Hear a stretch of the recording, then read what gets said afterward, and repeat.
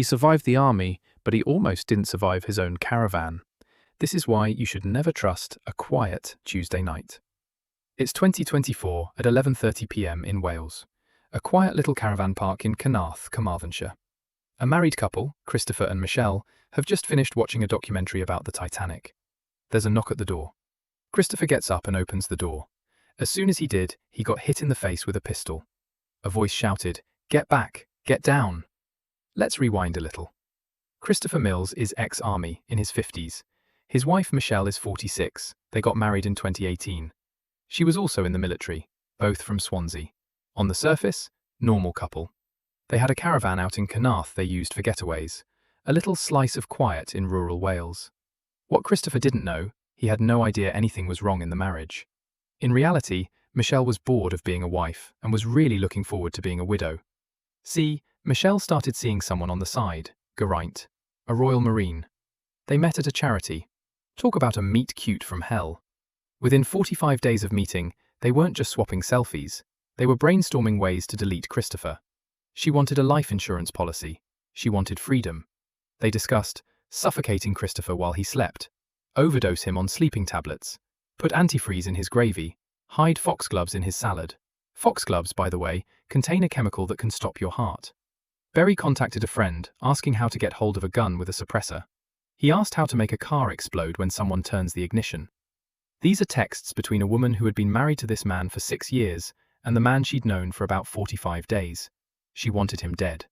And Berry was very happy to help. Here's where it gets interesting. August 28, 2024. Berry drives to the caravan park to make his first attempt. He sits in the dark.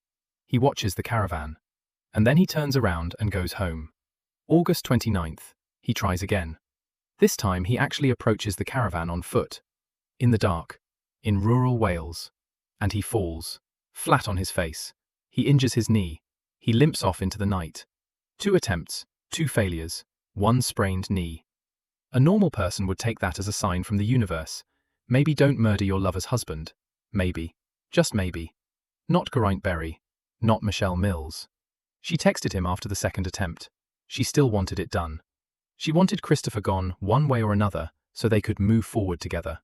So they planned a 3rd attempt. September 20th. This time Berry would bring backup.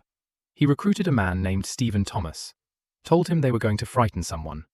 Didn't tell him they were planning to murder him. And Michelle's job on the night? Get Christopher drinking. Get him relaxed. Get him asleep. Then Berry would come and finish it. September 20th, 2024. While they were both watching Titanic documentary, Michelle was watching her phone. At 10:04 p.m, Berry texts her, he's on his way. Michelle texts back, and this is a real message. She asks, will Chris recognize you? Berry assures her he won't.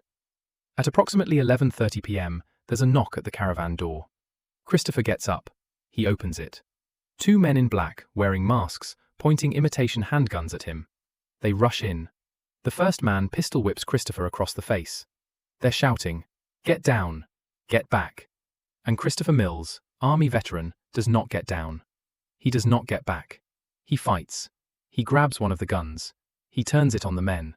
He wrestles Berry to the caravan floor. He shouts for Michelle to bring him a knife. Silence from Michelle. He fights harder. He beats both men back.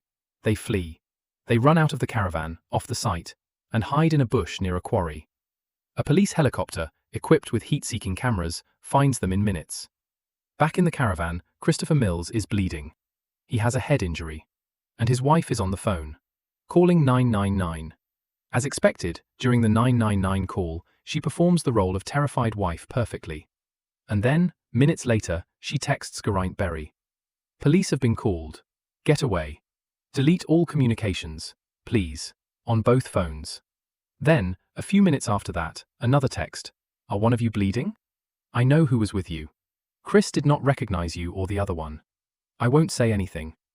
Let me just translate that for you. While her husband is sitting there with a head injury, waiting for the ambulance she just called, Michelle Mills is not comforting him, not holding his hand, not telling him she loves him. She is managing the crime scene. She's checking her co-conspirators got away. She's confirming Christopher didn't recognize them. She's telling Berry to destroy the evidence. And then, at the end of that message, 3 words. I love you. She then deleted every text message on her own phone. What she didn't know, what she couldn't have known in that moment, was that Geraint Berry had already been arrested. There's one more detail I want you to carry with you. Michelle had a son, William. He was at university when all of this happened. When the arrest came, when the trial began, William dropped out. He couldn't continue. The stress of what his mother had done destroyed his education before it even started. Christopher lost a wife. William lost a future. All for a man she'd known less than 4 months.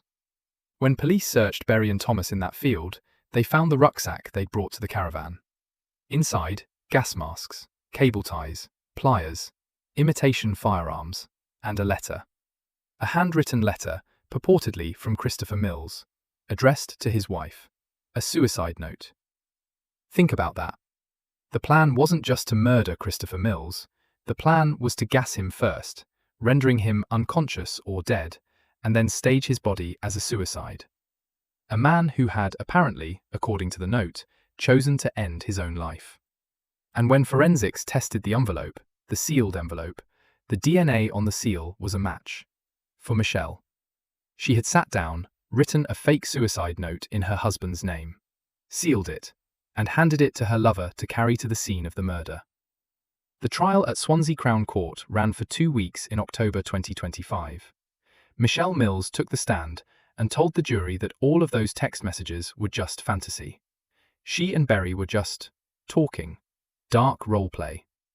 The pair was sentenced on the 19th of December to 19 years each for conspiracy to murder, while Stephen Thompson was sentenced to 12 months for possession of an imitation firearm with intent to cause fear of violence. Researching these cases and making the videos takes hours. Your likes, comments and follows are the caffeine that keeps me going. It is completely free for you and means the world to me. Please hit the follow button and help me grow.